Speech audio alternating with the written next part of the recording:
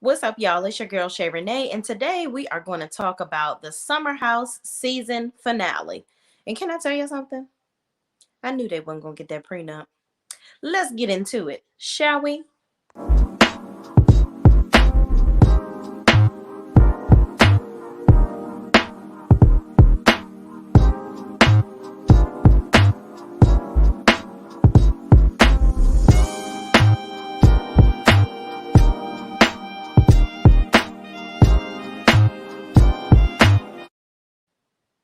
All right, y'all. So the episode starts off with basically Kyle and Amanda still fighting over this damn prenup that they know they ass ain't never gonna get. Okay. So Kyle storms out of the room. He's pissed off because he's thinking, why did I talk about this during the party? But I'm pissed because Amanda still doesn't agree with it. Like, when the fuck are we gonna come to a conclusion of what the fuck we gonna do? So it's just crazy between the two of them. So he storms off. He's pissed. She's still in the room drinking and eating stuff, acting like, whatever. She don't have a care in the world. And she's like, well, if you want me to figure this out, you get a lawyer. You have somebody explain it to me. You explain it to me. I'm like, girl, he got to handhold you through the explaining process of a prenup? Lord have mercy. I don't know why child, they already married. The whole episode was about them actually getting married. So listen, they like it. I'm gonna have to love it. Okay. So moving right along, Amanda is being rebellious. Kyle is acting like a child running away, but then he comes back and he apologizes to her and babies her and makes her feel better about what's going on, and makes it his fault like he always does. And he says, well, I'm so sorry, I just shouldn't have brought it up. We are having a party. I shouldn't have brought it up. I'm like, you're bringing it up because y'all getting married in 2 weeks and you really want to resolve the shit. That's why you're bringing it up. So whatever. Moving on. So Lindsay and Paige are outside, and Lindsay tells Paige she's happy for her that Craig came to surprise her. They hug each other and seem to squash the beef of Paige, seemingly judging Lindsay all the time from her having a hot hub summer and doing whatever she want to do with her hot pocket. Okay. So Paige seemed to be very judgmental over what Lindsay was doing. And I even in some of my videos was like, Lindsay, I was just like, girl, use some protection. Because I know she was not bumping uglies with homeboy in that bed with a condom. I'm just saying, get a condom if you're gonna be humping around, chick. That's all I'm saying. No glove, no love. That's what they say. Yeah, that's all I'm saying. Do that. But Paige, you mind your business, okay? You don't need to tell nobody nothing. Mind your business. That's all. Just mind your business. All right. So moving on. Alex asked Sierra who was a better kisser between him and Carl, and she says she can't remember. Maybe they need to try again. So that was the time where he should have went in for the kill and kissed her right there. But of course, Alex don't have no swag, but he did eventually kiss her, so I guess whatever. So moving on, Paige kisses Craig and tells him she couldn't believe that he was in New Jersey the whole time that they were talking on the phone. And she's so excited that he surprised her. And he tells her about his ride there with the Uber driver, basically saying, big up in him, saying, what, this is so dope, dude, that you're out here surprising your girl. And it seemed like, them two are like two little high school kids, like experiencing, puppy love right now. So I think it's a little extra, I don't really, I ain't gonna tell y'all no lie. I cringe every time Craig is baby talking Paige. I'm just like, ooh, please no. Oh, please no. It's just as bad as that baby breath suit that you got on. Oh, please, baby, no. Don't talk to her like that. You're grown. Bring it up a couple notches. Y'all both are grown ups. Y'all can just talk to each other like grown people. Like, I don't like that. But anyway, moving on. They're gushing over each other. They're in love, whatever. So then the next scene, Robert asks Danielle about moving to Charleston, and she finally gives him a solid yes. I'm like, girl, if you don't move with that man and going on and live your life and stop trying to beat up Lindsay's butthole, listen. Lindsay gonna have enough going on in her butthole. She don't need you there occupying space. Okay, she needs somebody else to start paying rent in that ass. All right, you go ahead and live your life. Don't worry about what Lindsay doing. She's a plane ride away. Y'all can bump uglies and have fun and be besties on FaceTime until you come back to New York to visit her, and vice versa. She come visit you. Okay, now you'll really see how good of a friend she is if she come visit your ass. So moving on. Alex and Sierra finally had his damn kiss after taking a big old gulp of lover boy, and then they kiss. And Sierra jokingly says, so Carl was a better kisser because he says something about her having pizza breath or whatever. So then she said, oh, well, Carl was a better kisser. And then he was like, what? And then she said, psych, psych, psych, no, I'm just kidding. It's you. It's you. And I'm like, girl, bye. So then in the next thing, everybody goes to their rooms and to wind down for the night after they done kicked everybody out the house. Oliver is in Maya's room and she's like, you really make me happy. I'm glad that you're here. And he's like, oh, I'm happy to be here, blah, blah, blah. I'm like, girl, go ahead and get your ass laid so that you can loosen the hell up. It seems like she's starting to loosen up now that she's around Oliver. I really hope that relationship works out because they are kind of cute together. And I think that she has like a good sense of humor. So like she can riff back and forth with him. She's not super sensitive with him. And I think that's what kind of makes it work between the two of them. Like he seems sort of reserved, but she kind of brings it out of him. And when they're joking around, she can take a joke. So I do like that about her. So hopefully Oliver is not a fuck boy in disguise because he seems like a nice guy. And I hope it works out for them. So moving right along, and so Oliver's in Maya's room. Luke is finally getting some because he up in there doing his hands was somewhere down south in that chick's body hole, okay? And they was under the covers and they was bumping uglies, I'm pretty sure. So then Lindsay tiptoes out of her bed and goes and gets in Carl's bed. But apparently she said the next day that they ain't have sex in her confessional. So, but they just was cuddling.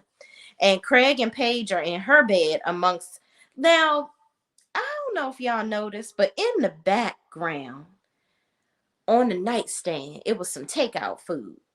Then when they got in the bed, they was kicking shit off the bed because it was some shit on. I'm like, Paige, what do it smell like in there, sis?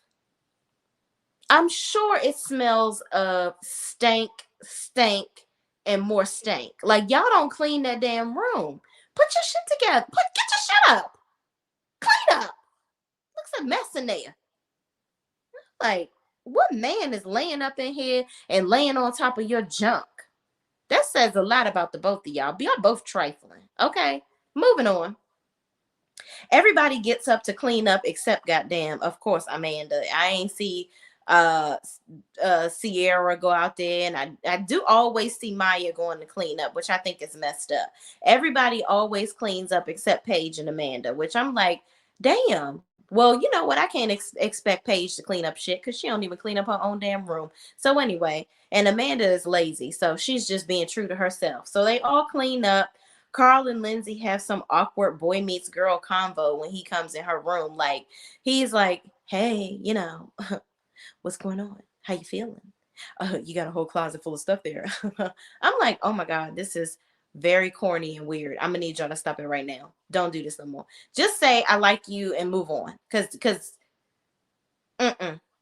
So then Amanda and Kyle talk, and he apologizes to her yet again about talking about the prenup at the party. And he says to her, it's going to be a busy couple of weeks. He's basically like, telling her, listen, it's going to be a busy couple of weeks. If we partner up and really do this thing, we can really figure this wedding out. And that was just his, cry for help, to be like, help me, bitch. Help me, you lazy bitch. Help me do something besides complaining about everything and then telling me to do everything for you. You're telling me to find somebody to explain to you what a fucking prenup is. You're wanting me to apologize to you all the time. You nagging me every 5 minutes. Help me do this wedding now. Like the only thing she's helping with is providing her parents as the source of the income that's paying for the shit. And I'm pretty sure her and Kyle paying for some of it too. So she's like, we've got this. Da, da, da, da, da. None of that says she was going to find a florist. Child. I don't know how they made it down the aisle. I don't understand. So anyway, as he's continuing to cry out for help, everybody gathers their things and everyone is headed back home. Andrea, once now is in the next scene, it shows everybody back in their element.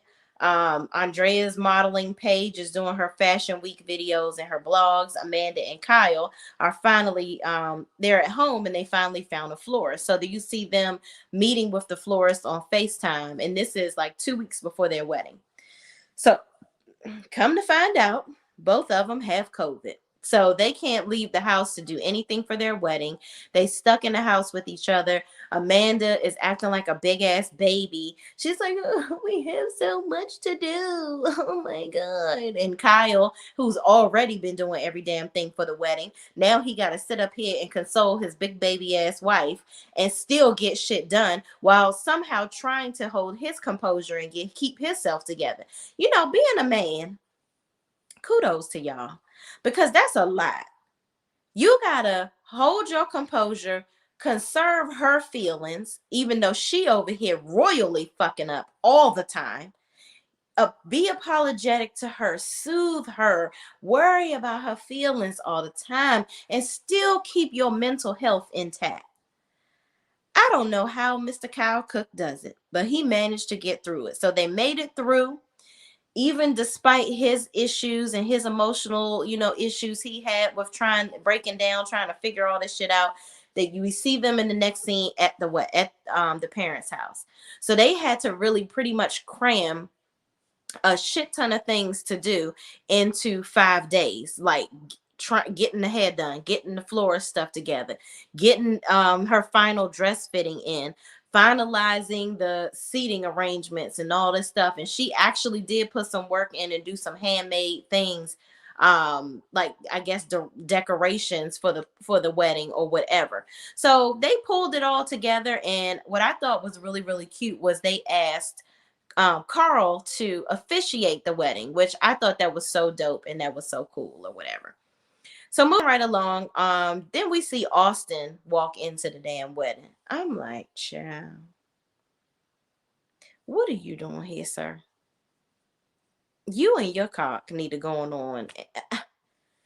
I don't know why these bras is tripping over him, because he is not attractive. And I don't even think he has that much game. Like, it's not even that.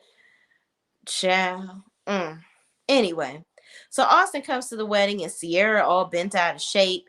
I can tell she's staring at him from across the room, and she talking about, I tried to wear the best dress I could so he could see what he's missing. Girl, let me tell y'all, women, let me tell you something. It don't matter what the fuck you got on. If a man don't want you, he don't want you. You can come in this motherfucker typically butt ass naked. And if he don't want you, he don't want you. So I don't care what outfit you have on. You could have had on Gucci, Prada's finest, and he's still looking at every other bra in that daggone wedding. Girl, get your life and move on. He doesn't want you. Period. Point blank. Period. And an exclamation point. Okay. So moving on, they exchange.